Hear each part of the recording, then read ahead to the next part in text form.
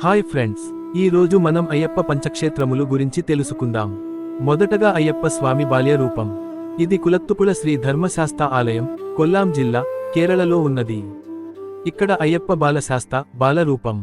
అయ్యప్ప స్వామి ఈ క్షేత్రంలో ఒక చిన్ని బాలుడి రూపంలో దర్శనమిస్తాడు. 10,000 ఏళ్ల క్రితం పరశురాముడు ఈ విగ్రహాన్ని ప్రతిష్ఠించాడని ప్రతీతి. ఇక్కడ నది ఒడ్డున కొలువై ఉన్న స్వామిని దర్శించుకోవడం వల్ల పిల్లలకు ఆయురారోగ్యాలు, మంచి విద్య లభిస్తాయని భక్తుల విశ్వాసం. ముఖ్యంగా విష చికిత్స అనగా పాము కాటు మొదలైన వాటి కోసం కూడా ఇక్కడి స్వామిని ప్రార్థిస్తారు. రెండవది యవ్వన రూపం. ఆర్యన్కావు శ్రీ ధర్మశాస్త ఆలయం కొల్లాం జిల్లా, కేరళలో ఉన్నది. ఇక్కడ స్వామివారు తిరుకల్యాణ శాస్త వివాహ రూపం. ఇక్కడ అయ్యప్ప స్వామి యవ్వనంలో తన 18వ ఏట పాండ్యరాజు కుమార్తె అయిన శ్రీ పుష్కళాదేవిని వివాహం చేసుకున్న ఘట్టం కనిపిస్తుంది. అయ్యప్ప స్వామి బ్రహ్మచారిగా శబరిమలలో ఉండగా, ఇక్కడ మాత్రం గృహస్థుడిగా దేవి సమేతంగా కొలువై ఉంటాడు. ఇక్కడి అమ్మవారిని రాజరాజేశ్వరి రూపంలో కొలుస్తారు. ఈ ఆలయంలో జరిగే తిరుకల్యాణం ఉత్సవం చాలా ప్రసిద్ధి చెందింది. మూడవది గృహస్థ రూపం. అచన్ కోవిల్. ఇక్కడ స్వామివారు అచన్ కోవిల్ శ్రీ ధర్మశాస్త ఆలయం కొల్లాం జిల్లా, కేరళలో ఉన్నది. ధర్మశాస్త ధర్మాన్ని రక్షించే రూపం. ఈ ఆలయంలో అయ్యప్ప స్వామి రాజసం ఉట్టిపడే రూపంలో చేతిలో ఖడ్గం పట్టుకుని భక్తులను కాపాడే ధర్మశాస్త రూపంలో దర్శనమిస్తారు.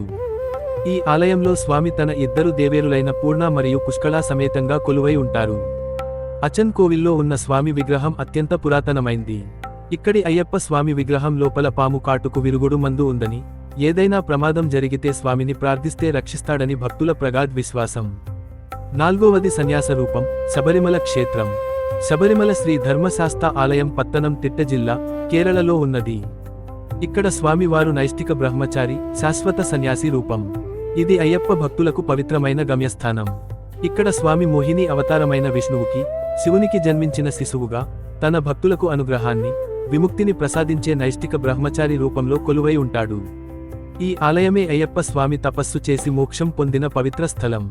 ఈ రూపాన్ని దర్శించాలంటే భక్తులు నియమాలను పాటించి 18 పవిత్ర మెట్లు ఎక్కి వెళ్ళాలి. ఇక 5వ రూపం యొక్క విస్తరణ పంచశాస్త్రాలో 4వ రూపం శబరిమల కాగా, 5వ రూపం స్థానికంగా వివిధ రకాలుగా భావిస్తారు. అందులో ఒకటి జ్యోతి రూపం. కొందరు భక్తులు పొన్నమ్మలమేడు కొండపై మకర జ్యోతి రూపంలో అయ్యప్ప 5వ రూపంగా వెలుగొందుతాడని నమ్ముతారు. మరికొందరు ఆకాశంలోని దివ్యశక్తిని లేదా మనిషి హృదయంలో కొలువై ఉండే ఆత్మరూపాన్ని 5వదిగా భావిస్తారు. ఈ 5 రూపాలు కలిసి అయ్యప్ప స్వామి లీలా విశేషాలను, ఆయన జీవిత గమనాన్ని భక్తులకు స్పష్టంగా తెలియజేస్తాయి.